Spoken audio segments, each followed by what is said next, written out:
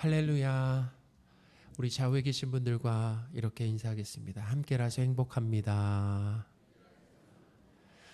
우리 다시 한번 인사할까요? 함께라서 행복합니다. 사내들인 공회 앞에 선 이 베드로와 이 사도들은 법정에서 풀려나기 위해서 자기를 변호하지 않았습니다. 우리가 법정에 서본 일은 아마 대부분 없으실 텐데, 법정에 서면 우리가 섰을 때는 그 초점이 뭐예요? 내가 그 풀려나는 것, 나의 의로움을 증명하는 거 아니겠습니까? 그래서 풀려나고 그 문제가 해결되는 거잖아요. 근데 이 사내들인 공회 앞에 선 베드로와 이 사도들은 자기 변호를 하지 않고 오히려 세 가지 진리를 강조했다라는 거예요. 그 법정에서, 그러니까 지난주에도 말씀드렸듯이 짧게 복음을 전했다라고 이렇게 말씀을 드렸잖아요. 그 세 가지 진리가 뭐냐면, 첫째는 유대 지도자들이 십자가에 못 박아 죽인 예수님을 하나님이 다시 살리셨다라는 거예요. 그러니까 예수님은 지금 부활하셨다라고 하는 그 이야기를 했고, 둘째는 하나님이 이 예수님을 이제 높여서 임금과 구주로 삼으셨다라는 거예요. 왕과 구원자로 삼으셨다라는 그 이야기를 했습니다. 그러니까 하나님이 예수님을 이 왕과 구원자로 삼으신 그 이유는 뭐냐면은 이스라엘 백성에게 회개함과 그리고 제사함을 선물로 주시기 위함이었다라는 거예요. 그러니까 예수님을 통해서 어떤 일이 일어나냐면은 죄사함을 받게 되고 하나님의 자녀가 된다라는 것입니다. 할렐루야. 그래서 예수님을 왕과 구주로 세우셨다라고 이렇게 이야기를 했습니다. 그리고 셋째는 뭐냐면, 이 사도들이 예수님의 십자가 죽음과 이 부활의 증인이다라는 것입니다. 이 일에 있어서 우리는 예수님의 증인이고, 그리고 성령 하나님께서는 사도들이 예수님의 증인으로 살 수 있도록 전적으로 도우신다라고 힘있게 거기서 변론을 했다라는 거예요. 그러니까 사도들이 말이죠. 그 내용이 이와 같습니다. 그때 이 사도들의 말을 들은 유대 지도자들은, 공회원들은 어떻게 반응을 했습니까? 오늘 본문에 보니까 크게 화를 냈다라고 이렇게 이야기를 하고 있습니다. 크게. 화를 보통 낸 것이 아니라 크게 화가 나서 이제는 사도들을 죽이려고 했다라는 거예요. 이런 적은 없었어요. 죽이려고 했던 적은 없었는데 이제는 사도들을 죽이려고 했다라. 33절입니다. 그들이 듣고 크게 노하여 사도들을 없이 하고자 할세. 아멘. 그러니까 유대 지도자들은 우리 그동안의 본문에서 사도들을 싫어하고 그 다음에 시기했잖아요. 근데 결국은 어디까지 간 겁니까? 이제 사도들을 죽이려고 했다라는 거. 오늘 본문에 처음 등장하는 거. 사도들을 죽이려고 했다라는 거예요. 이 사도들이 전한 이 메시지는 예수님의 십자가 죽음과 부활, 그리고 예수님이 왕이시고 구원자다라고 하는 이 복음을 전했습니다. 그들이 들어야 될 메시지잖아요. 꼭 필요한 메시지인데, 그런데 유대의 지도자들은 사도들을 죽이려고 했다라는 거예요. 예수님이 왕이시고 구원자다라고 하는 이 메시지를 전하게 되면은 보통 두 가지 반응이 일어나게 됩니다. 첫째는 당시에 막 3,000명, 5,000명 이렇게 믿고 돌아온 사람들이 있었잖아요. 복음을 듣고 믿고 돌아온 사람들이 있는가 하면은 이렇게 유대 지도자들처럼 예수님을 왕과 구원자로 믿지 않고 어떻게 해요? 과격하게 거절하는 거예요. 과격하게 거절하고 반대하는 사람들이 있다라는 것입니다. 그러니까 우리는 이제 복음을 전할 때 우리가 꼭 기억해야 될 것은 뭐냐면, 우리가 나가서 전도한다라고 해서 다 사람들이 환영하는 것이 아니라는 거예요. 환영하고 믿는 사람도 있지만 과격하게 거절하고 반대하는 사람들이 있다라고 하는 것을 알고 가야 돼요. 그래야 상처받지를 않습니다. 그러니까 거절하는 사람, 환영하는 사람, 거절하는 사람, 믿는 사람, 믿지 않는 사람들이 반드시 있다라는 거예요. 이렇게 거절하는 사람, 과격하게 거절한 사람들, 그 이유가 무엇입니까? 여전히 내가 중심이 된 삶을 살려고 하는 것입니다. 누가 중심이에요? 하나님이 중심이 아니라 내가 중심이 된 삶이고, 내가 왕이 되고 싶은 죄인들이라는 거예요. 예수님이 왕이십니다, 우리 인생의 왕이십니다 라고 하는 그 메시지 앞에 무슨 소리야? 내가 왕이지, 내가 주인이지 라고 하는 사람들은 그 메시지를 싫어한다는 것입니다. 그러니까 내가 왕이 되고 싶은 이 죄인들은 예수님이 왕이시고 구원자라고 하는 이 메시지를 극도로 싫어합니다. 자신이 죄인인지도, 그러니까 죄와 사망에서 구원받아야 된다라고 하는 것도 몰라요. 그러니까 뭐예요? 이 메시지를 싫어한다라는 거죠. 이 공회원들이 극도로 화가 나서 이 사도들을 죽이려고 하는 이 험악한 분위기에서 바리새인인 이 가말리엘이 말문을 열었습니다. 이 가말리엘도 공회의원이었어요. 공회의원이었는데 가말리엘을 소개하는데, 이 가말리엘이라고 하는 사람은 바리새인이었다라고 이렇게 얘기하고 있습니다. 바리새인들은 당시에 존경을 받았습니다. 오늘 본문에도 나오지만 바리새인 하면 존경을 받았어요. 백성들에게.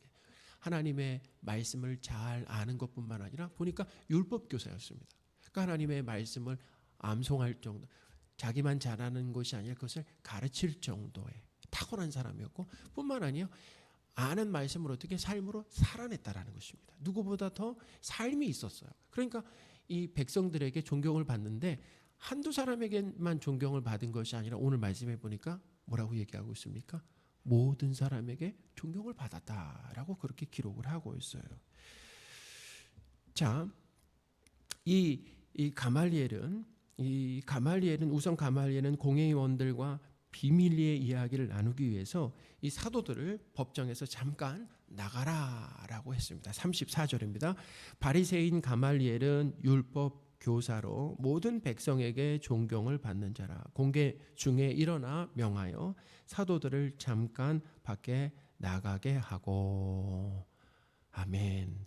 한번 생각해 보세요. 공회 중에 일어났습니다. 그리고 지금 그 법정에 있었던 사도들을 잠깐 나가라라고 이렇게 명할 수 있다라고 한다면 그 힘 있는 사람 아니겠어요? 그렇죠? 공회의원들 중에서도 그냥 이렇게 그 법정 안에 있는 사도들을 지금 잠깐 일어나서 나가라라고 이렇게 말할 수 있다라고 한다면 보통 사람이 아니었다라는 것입니다. 그러니까 많은 사람들에게 이렇게 존경을 받는 율법학자요, 그리고 바리새인이었던 이 가말리엘이 이제 사도들을 잠깐 나가게 했습니다. 가말리엘은 이 크게 분노하며 사도들을 죽이려고 했던 공회원들에게 그들을 죽이는 것에 대해서 신중해야 된다라는 그런 의견을 냈어요. 그러면서 과거에 있었던 두 사람의 그 예를 들어서 설명을 했습니다. 과거에, 그러니까 선례를 이야기를 하는 거예요. 과거에 어떤 일이 있었냐? 첫째는 드다를 얘기했습니다. 드다는 그러니까 자신을 아주 대단한 사람으로, 그러니까 이 구원자, 말하자면 이 지금 로마의 식민지 가운데 있었잖아요. 그러니까 구원자, 어떻게 보면 하나님이 보내신 그 메시아라고 하는 것을 자신에게 막 주장하면서 대략 한 400명이 이 드다를 따랐다라고 이렇게 얘기를 하고 있습니다. 그러니까 그때도 메시아라고 자청하는 사람, 구원자라고 자청하는 사람들이 있었다라는 거잖아요. 근데 어떻게 됐습니까? 드다가 죽임을 당하자 드다를 따르던 모든 사람이 어떻게 됐다라는 거예요? 뿔뿔이 다 흩어졌다, 흐지부지 됐다라는 거예요. 36절입니다. 이전에 드다가 일어나 스스로 선전하며 사람이 약 400명이나 따르더니 그가 죽임을 당하며 따르던 모든 사람들이 흩어져 없어졌고.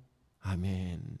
그러니까 우두머리인 이 드다가 죽자 그 조직은 어떻게 됐다라는 것입니까? 없어졌다. 자, 또 다른 사람으로 갈릴리의 그 유다였습니다. 갈릴리의 유다도 인구조사를 할 때, 그러니까 인구조사할 때 보면 사람들이 고향으로 많이 몰려들잖아요. 그러니까 사람들이 이제 많이 몰려들었을 때 이 백성들을 깨워서 이제 반란을 일으키려고 했습니다. 이제 인구조사하면서 세금도 내기도 하고 그런 상황 가운데 이제 반란을 일으켰습니다. 그때 유다가 어떻게 됐냐면 또 죽었어요. 죽자 그를 따르던 모든 사람이 또 어떻게 해요? 모든 사람이 또 흩어졌다라는 거예요. 37절입니다. 그 후 호적할 때 갈릴리의 유다가 일어나 백성을 깨어 따르게 하다가 그도 망한즉 따르던 모든 사람들이 흩어졌느니라. 아멘. 아멘. 그러니까 이 가말리엘이 지금 공회의원들에게 드다와 유다에 대해서 이야기한 이유가 무엇입니까? 자, 그 핵심 내용이 뭐예요? 그것은 대단한 인물이 말하자면 자신을 막 메시아요 구원자라고 했던 그 인물들이 백성들을 선동했는데 그 우두머리가 죽으면 그 따르던 사람들은 자연스럽게 흩어지고 그 조직은 사라진다라는 그 이야기를 했습니다. 자, 그러니 지금 보세요.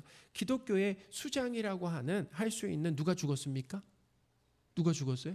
예수님이 지금 죽은 상태에서 기독교를 놔두면은 어떻게 된다라는 것입니까? 자연스럽게 없어질 것이다. 근데 만약에 기독교가 지속된다라고 한다면 그거는 누구로부터 시작된 거라고요? 하나님으로부터 시작된 일이기 때문에 박해하고 핍박하는 일은 하나님을 대적하는 것이다 라고 주장을 했다라는 거예요. 38절 39절입니다. 이제 내가 너희에게 말하노니 이 사람들을 상관하지 말고 버려둬라. 그냥 상관하지 말고 버려둬라. 이 사상과 소행이 사람으로부터 났으면 무너진다라는. 자, 누구에게로부터 났으면요? 사람으로부터 났으면 무너질 거고 만일 하나님께로부터 났으면 너희가 그들을 무너뜨릴 수가 없겠고 도리어 하나님을 대적하는 자가 될까 하노라 하니. 아멘. 이 가말레엘의 이 아주 이 설득력 있는 조언은 효과가 있었습니다. 그래서 공회의원들은 가말리엘의 이 의견에 동의했어요. 그리고 사도들을 죽이지 않기로 했습니다. 그리고 대신 사도들을 불렀어요. 공회 안으로 다시 불러서 책찍질하고 그냥 보내질 않았습니다. 그동안에는 감옥에 있다가 그냥 보냈잖아요. 그냥 풀어줬잖아요. 근데 이번에는 책찍질을 하고 다시 예수의 이름으로 말하지 말라라고 엄하게 명하고 풀어줬다는 거예요. 40절입니다. 그들이 옳게 여겨 사도들을 불러서 책찍질하며 예수의 이름으로 말하는 것을 금하고 노니. 아멘. 자, 사실 오늘 이 본문은 대부분이 누가 중심이 되냐면 가말리엘이 이렇게 중심이 되고 있습니다. 가말리엘은 이 공회의원들이 흥분해서 사도들을 죽이려고 그리고 했을 때 서두르지 말고 이성적으로 판단하도록 설득력 있게 이야기를 했다라는 거예요. 대단한 사람이라는 걸 알 수 있죠, 우리가. 이 가말리엘 덕분에 사도들은 죽을 고비를 넘겼습니다. 사도들도 죽을 고비를 넘겼죠. 그런데 여기서 우리가 생각해 봐야 될 것이 있어요. 그것은 뭐냐면 가말리엘을 제외한 대부분의 공회원들은 복음을 들었잖아요. 복음을 듣고 예수님이 그리스도다, 예수님이 메시아다, 예수님이 왕과 구원자다라고 하는 그 복음을 듣고 과격하게 반대를 했는데 가말리엘은 어떻게 반응한 것입니까? 한번 생각해 보세요. 가말리엘은 반대했습니까? 아니면은 중립을 지켰습니까? 아니면 예수님을 믿었습니까? 어때요? 사실 가말리엘은 점잖게 반대를 했다라는 것입니다. 점잖게 반대. 그러니까 사실 어떻게 보면 중립 같잖아요. 근데 중립도 뭐라고요? 반대다라는 거예요. 예수님을 믿거나 예수님을 안 믿거나 중간에 있어요, 없어요? 없다라는 거예요. 우리가 이걸 기억해야 돼요. 예수님을 믿거나 예수님을 안 믿거나 그 중간은 없다. 그 중간은 어디예요? 믿지 않는 것이다 라는 거예요. 가말리엘이 긍정적으로 묘사되는 것 같지만 가말리엘도 예수님을 왕으로 구원자로 믿지 않았다라는 것입니다. 가말리엘도 마찬가지죠. 우리가 이 전도를 나가다 보면은 인사도 안 받아주고 그냥 입구부터 매몰차게 거절하는 사람들이 있는가 하면은 반갑게 맞아드립니다. 들어오라고요. 반갑게 맞아주고 커피도 주고 대화 상대도 해주면서 예의를 갖추지만 예수님 이야기만 꺼내면은 은근히 피하고 거절하는 사람들이 있다라는 것입니다. 그러니까 극단적으로 반대하는 사람이나 예의를 갖춰 거절하는 사람이나 본질은 뭐냐면 예수님을 거절하는 것이다라는 거예요. 그러니까 우리는 착각해서는 안 돼요. 착각해서는 안 됩니다. 다 예수님을 거절하고 있는 상태다. 과격하게 거절하든 예의를 갖추어 거절하든 거절하고 있는 상태다라는 거죠.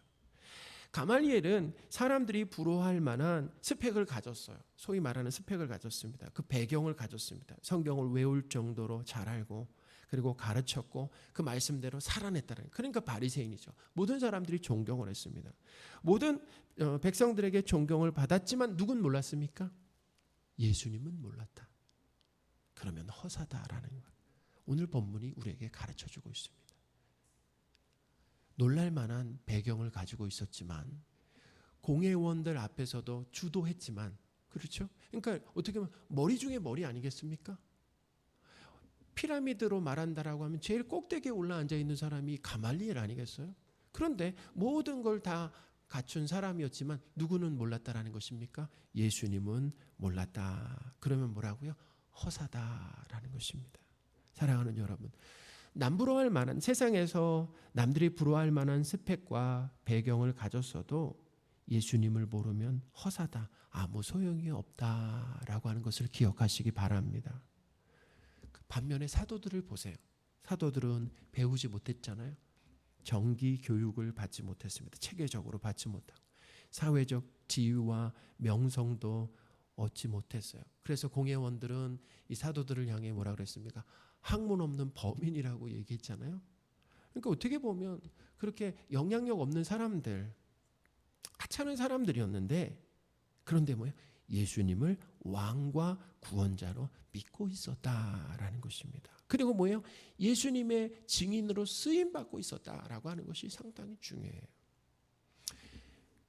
사랑하는 성도 여러분, 세상에서 우리가 추구해야 할 것이 무엇입니까? 하나님이 우리를 이 땅에 잠깐 남겨두실 거란 말이에요.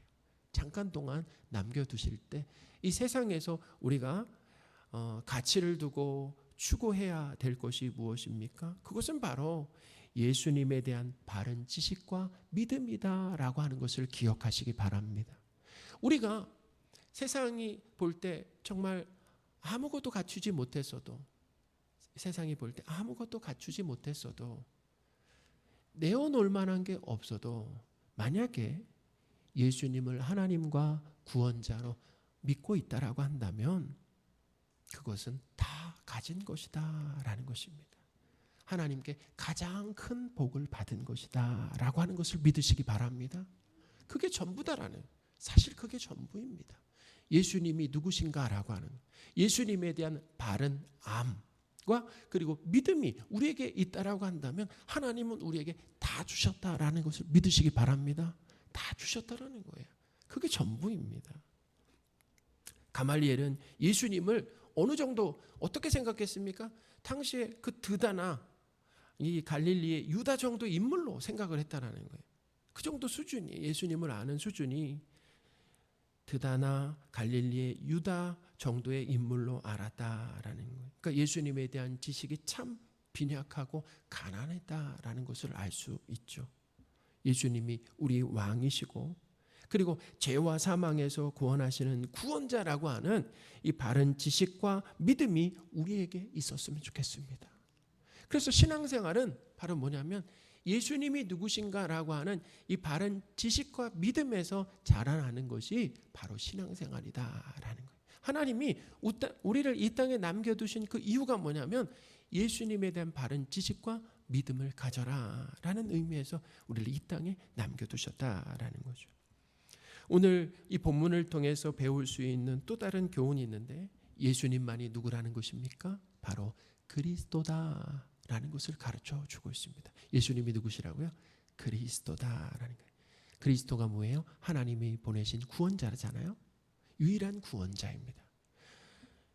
예수님 당시에도 자신이 메시아다, 구원자라고 자처한 사람들이 많습니까? 적습니까? 많은 걸 알 수 있잖아요. 보니까 여기에 드다나 갈릴리의 유다도 그랬잖아요. 그럼 오늘날은 한번 생각해보세요. 오늘날 자신이 메시아다, 성령 하나님이다, 예수님 재림 예수다라고 하는 사람들이 있습니까? 없습니까? 오늘날에도 많습니다. 그러니까 역사 이래로 계속 자신이 메시아다, 구원자다, 예수님이다, 성령 하나님이다 라고 주장하는 사람들이 참 많다라는 것입니다. 그런데 우리가 기억해야 될 것은 뭐냐면 그들이 죽고 그 교주가 죽는다라고 한다면은 어떻게 그들을 따르던 사람들도 어떻게 된다라는 것입니까? 다 흩어지고 없어지게 된다라고 하는 것을 기억하시기 바랍니다. 그런데 그러니까 뭐예요?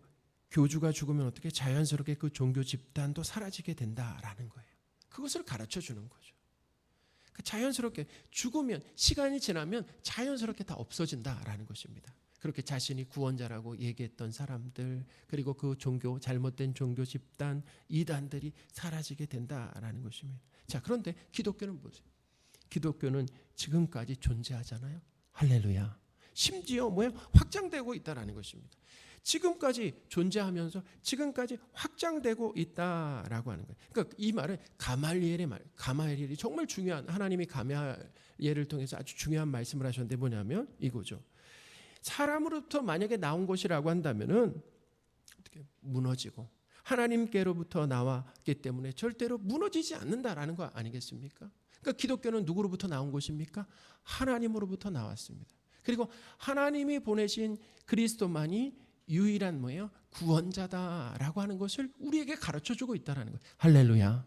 예수 그리스도만이 하나님이 보내신 유일한 구원자다라고 하는 것을 믿으시기 바랍니다. 예수님을 통해서만 죄사함을 받을 수 있다는 거예요. 여러분, 우리의 가장 큰 문제라고 한다면 인생의 가장 큰 문제라고 하는 것은 가난이 아닙니다. 질병이 아니에요. 외로움이 아닙니다. 무엇입니까? 죄의 문제다라는 것입니다. 그 죄라고 하는 것은 돈으로 해결할 수가 없습니다. 우리가 선한 행위로 해결할 수가 없어요. 높은 지위로 해결할 수가 없어요.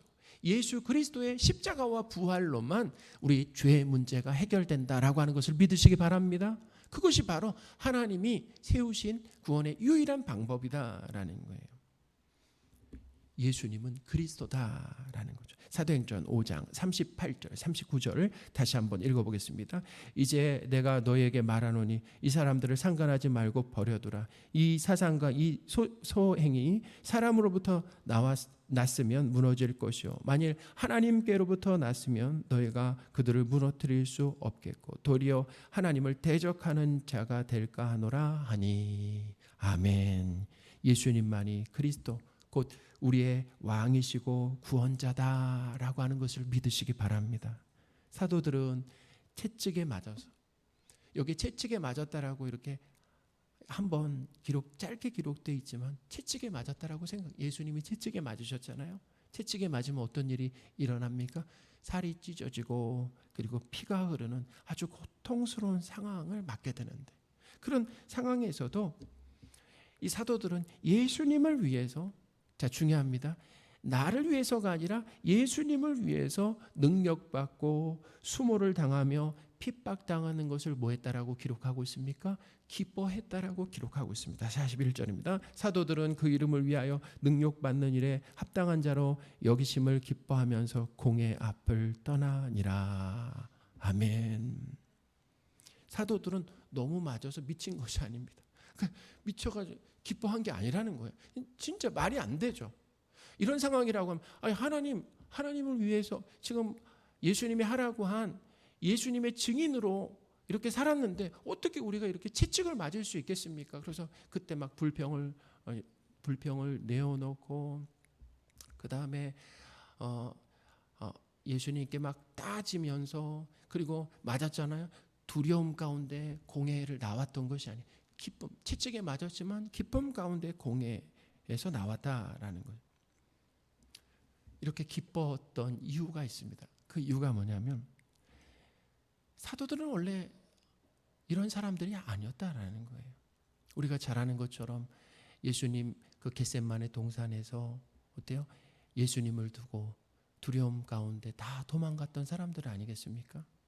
그런데 이 사람들이 나를 위해서 살았던 사람들이 누구를 위해서 살았다고요? 나를 위해서 살았던 사람들이 이제는 누구를 위해서 산다고요? 예수님의 이름을 위해. 이 말은 뭐냐면 예수님을 위해 산다는 것입니다. 예수님을 위해서 그러니까 자기를 위해 살던 사도들이 예수님을 위해서 핍박받는 자리까지 가게 된 이 변화를 놀라워하고 기뻐한 것이다라는 거예요. 이거는 우리의 우리의 성품과 우리의 노력으로는 불가능한 건데 어떻게 우리가 예수님을 위해서 핍박 받을 수 있을까? 예수님을 위해서 말이죠. 그것을 놀라워하며 기뻐한 것이다라는 거예요. 우리는 어떤 존재입니까? 나를 위해서는 손톱만큼의 손해도 보고 싶어 하지 않는 내가 예수님을 위해서 핍박받는 그 자리로 가게 되었다라는 것입니다. 그 누가 하신 겁니까? 내가 내 열심으로 이룬 것이 아니라 사도들 가운데 누가 계시는 겁니까? 성령 하나님이 함께 하시면서 사도들이 핍박을 견디게 하시고 핍박 가운데 핍박받는 그런 상황 가운데서도 예수님을 위해 핍박받는 것을 기쁨으로 여겼다라는 거예요. 이 말씀은 사실 마태복음 5장에 이 산상설교가 있는데 이 말씀이 사도들에게 이루어졌다라는 것입니다. 예수님이 산상에서 하신 설교가 있어요. 자, 마태복음 5장 10절에서 12절 말씀인데요. 제가 읽어드리겠습니다. 의를 위하여 박해를 받는 자는 복이 있나니 천국이 그들의 것이며 나로 말미암아 너희를 욕하고 박해하고 거짓으로 너희를 거슬러 모든 악한 말을 할 때에는 너희에게 복이 있나니 기뻐하고 즐거워하라. 하늘에서 너희의 상이 큼이라. 너희 전에 있던 선지자들도 이같이 박해하였느니라. 아멘. 예수님이 미리 말씀하신 거 아니겠습니까? 예수님 위해 살다 보면은 박해가 있다라고 하는 거. 그게 바로 뭐냐면 박해가 있을 때 그게 확실한 증거예요. 하나님 백성이라고 하는 확실한 증거다라는 것입니다. 그리고 그런 삶을 살 수 있도록 예수님이 함께 하시고 성령님이 함께 하시면서 이 사도들을 성도들을 그 자리로 이끌어 가신다라는 거죠. 하나님께서 사랑하시는 성도 여러분, 하나님께서 성도인 우리 삶에 주시는 이 변화라고 하는 것이 무엇입니까? 나를 위해 살던 삶에서 돌이켜 예수님을 위해 살게 하신다라고 하는 것을 믿으시기 바랍니다. 그렇게 할 수 없어요. 나를 위해 살던 사람들이, 내가 중심이 된 사람들이 어떻게 예수님을 위해 살겠습니까? 예수님을 중심으로, 예수님을 왕으로 모시며 살겠습니까? 그런 일들이 성령님이 함께 하심으로 인해서 성도의 삶에서, 사도들의 삶에서 나타났는데 성도인 우리의 삶에도 나타나게 하신다는, 예수님을 위해서는 핍박받고 손해보는 이 삶도 살게 하신다라는 거예요. 그런 핍박이 있을 때 억울해하거나 불평하고 하지 않고 오히려 기뻐한다라는 것입니다. 예수님을 위해서 살고 또 핍박받고 손해보면서도 기뻐하게 하시는 하나님을 찬양하시기 바랍니다. 우리를 그 자리로 데려가신다라는, 우리를 그 자리로 이끌어가신다라는 거예요. 채찍에 맞고 감옥에서 풀려난 사도들은 무엇을 했습니까? 보니까 날마다 성전에 있든지 집에 있든지 예수는 그리스도다라고 하는 그 내용을 전도했다라고 했습니다. 42절입니다. 그들이 날마다 성전에 있든지 집에 있든지 예수는 그리스도라고 가르치기와 전도하기를 그치지 아니하니라. 아멘. 사도들이 성전이나, 집은 교회죠. 성전이나 교회에서나 가르쳤던 것은, 그러니까 비신자나 신자에게 가르쳤던 내용이 동일했어요. 뭘 가르쳤습니까? 예수님이 그리스도라고 하는 메시지를 전했다. 예수님이 누구시라고요? 그리스도다라는 거예요. 예수님은 그리스도입니다. 하나님이 보내시기로 약속한 유일한 메시아 그리스도 구원자다라는 거예요. 예수님을 통해서 죄인인 우리는 죄사함을 받고 하나님의 백성이 되고 하나님의 자녀가 되고 하나님의 종이 된다라는, 그러므로 피신자들이 들어야 할 메시지입니다. 예수는 그리스도다라는 거예요. 누가 들어야 된다고요? 피신자가 듣고 죄사함 받고 하나님의 자녀가 되기 위해서 예수는 그리스도라고 하는 짧고 아주 명확한 복음의 메시지를 들어야 된다라는 것입니다. 그러니까 매일매일 전했어요. 뿐만 아니라 하나님의 자녀인 성도들도 예수는 그리스도다라고 하는 메시지를 들어야 된다라는 것입니다. 하나님의 자녀가 되었을 때 우리는 예수님이 그리스도다, 내 삶의 주인이시고 왕이시고 구원자다라고 하는 것을 늘 기억하고 되새기며 살아야 된다는, 예수님이 왕이십니다. 내가 왕이 아닙니다. 예수님이, 성도는 왕이신 그 예수님의 통치와 다스림 가운데 살아야 하고 왕이신 예수님을 높여야 된다라는 것입니다. 우리의 삶은 누가 책임지십니까? 왕이신 예수님이 책임지신다라고 하는 것을 믿으시기 바랍니다. 그러니까 예수는 그리스도다라고 하는 성도들도 그 메시지를 들어야 되는 거예요. 오늘 우리에게 성도인 우리에게 주시는 메시지가 무엇입니까? 예수는 그리스도 왕이시다라고 하는 이 메시지. 왕의 통치와 다스림 가운데 순종하며 사는 것이고 왕을 높이며 사는 것이고 왕이신 예수님이 백성인 우리를 책임져 주시는 것을 경험하시는 저와 여러분들이 되셨으면 좋겠습니다.